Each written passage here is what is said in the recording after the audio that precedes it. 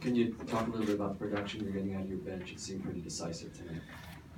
Yeah, I feel like, Rodney, when Rodney was out for a little while, we ended up moving him to the bench and feel like, he's a guy that, can really, can impact the game, making shots. Derek's been good. Howell gave us something tonight.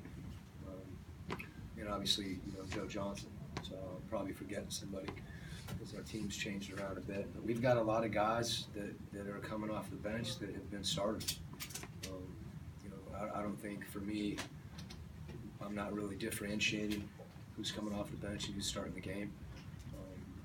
If anything, we finished the game with Rodney and Joe Johnson, two guys that aren't starters. So I think that's one of the good things about this group is, I don't think guys care that much whether they're starting or not, and everybody's behind each other. Tony, in the back. Coach, one of the bigger storylines coming into the series is how a young core would handle this kind of a playoff series. But you guys have, been a team that's been young, been able to make the plays under pressure, and been able to be composed under pressure even when the Clippers made runs at you. How have you been able to do that tonight and throughout the entire series? Well, I think we were the youngest team in the league last year. By certain measures, I know people evaluate that in a number of different ways, but we were right there. I think pretty simply, adding Joe and Boris and George, has given some confidence to our group. That didn't just happen in the playoffs. That happened throughout the course of the year. So that you see a guy like Gordon, who I don't think the moment is too big for him. And so Rudy's not wired that way. If anything, we got to tone him down. But we got some guys that like playing. And anytime you like playing basketball and you like playing together, I think your focus is on that as opposed to any particular level of pressure. On the right here. Coach, you guys were up 11 early in the fourth, and they went on an 11-0 run to tie it. How did you guys respond? Well, I think we were playing really good defense. Chris Paul hit some really tough shots. I thought we put them on the line. At that point, they were, we were defending them very well, and we made some undisciplined fouls on jump shooters, which hurt us. I thought it gave them some momentum and gave them some rhythm. And then, again, like you said, we just had to keep playing, really. Nothing magical. Teams make runs.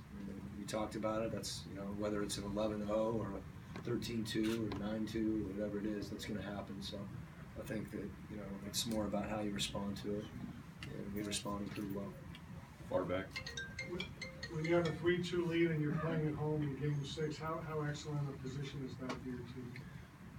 I don't know yet. I'm just gonna, we're thinking about processing this win, and it's a good win. This is every game, after every game, before every game. It's a position our team hasn't been in. So we haven't played Game 1. We haven't, we've never been 1-1. We've never been up, 3-2. We were up 1-0. It's different. So. Know how difficult it is to win a series, particularly against a team like this. So we still haven't done anything yet. We're competing though, and I like that. Second round here on the right. Coach, what's it like to have a guy like Joe Johnson? Whenever you get a bucket, he just seems to deliver. Well, it's a luxury as a coach. I mean, I've said it before. I think his baskets, because of the timeliness of them, really lift the group. He's so willing and wanting to take those big shots. I think our guys know that, and it doesn't mean other guys don't want to contribute. I mean, I think tonight, when he's kicking the ball out, Rodney hit a couple big ones, Gordon obviously, in some big situations. So it's not like anybody's, not wanting the ball. It's just that we have confidence in him with the ball, and part of it's because he's a playmaker. He's able to create shots for himself, but he also does things for other people. So, obviously good to have him. I can't, I don't know how to say it any more than that. Rachel, straight. I just wanted to follow up on that by asking, what is it about the fit with you guys that has allowed him to be at his best with this team right now at this point in his career? I think couple things. As we talked about it this summer, he knew that we had wings and understood that his role would be. I think he'd started every game since like 2003. I think that's right. That's a long run, and we talked about it. I was like, "Are you sure?" And then when he came, Gordon got hurt. So initially he was on the perimeter, which has kind of been his natural position his whole career. So I think as the season evolved, it took a while for us to kind of adjust to him finding the role that really fits him right now.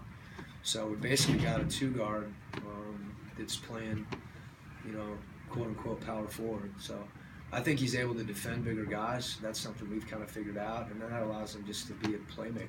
So I'm happy he's here, and I think we're trying to use him, the best way we can at this point in his career. And he's allowed that to happen because really, we give him a hard time about being ISO Joe. I mean, he's like a point guard out there when he has the ball. So I think that's part of what he's doing right now that really helps our team, and it helps him. I think he's enjoying it too.